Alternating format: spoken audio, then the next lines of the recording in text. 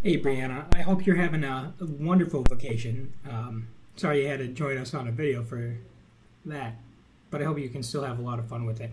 I just wanted to say I think it's great that this topic in this week's chapter and this week's reading really opened your eyes.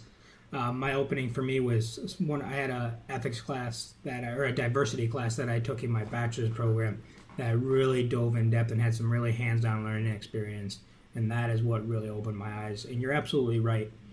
We couldn't possibly know, especially of just our own accord, what other people's lives are like, the different circumstances, the different values. Even amongst Christians, we all have different values, different beliefs, and our relationship with God is very different. And so I think you're absolutely right when you say it takes time to really learn to understand, to listen to people. To continue on, to talk about your golden rule real quick, at least your initial one, because I know you kind of changed it. My thoughts on are in agreement with the reading we had as far as why it's not the best worded for what our golden rule as counselors should be. The way I take the do unto others as you do unto yourself is that not everything that I do for myself or that I want for myself from others is going to be the same as what someone else needs or wants. I know as counselors we're not always in the realm of what someone wants, but there's many times where if I'm struggling with something, I've got a mentor that will come to me and say, look, Keegan, you're doing this wrong. You need to fix this. You need to correct this, and you know that you're doing it wrong.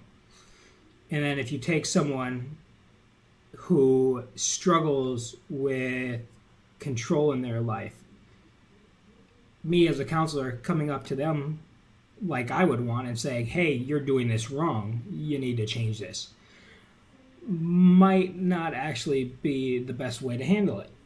And so that's why I think as much as it's a really good philosophy, it's a little off on what our job is as counselors because, like you said, everyone's very different.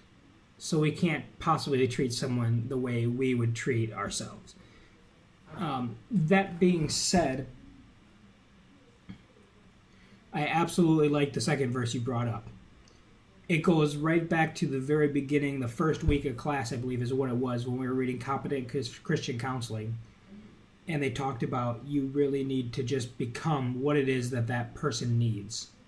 You need to listen, hear, and help them. Let the Spirit guide you to become what they need help with.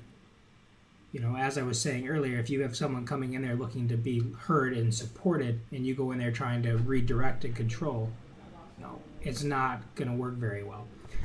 So I think you are spot on with that second one. I really absolutely love it, and I really strongly agree with it.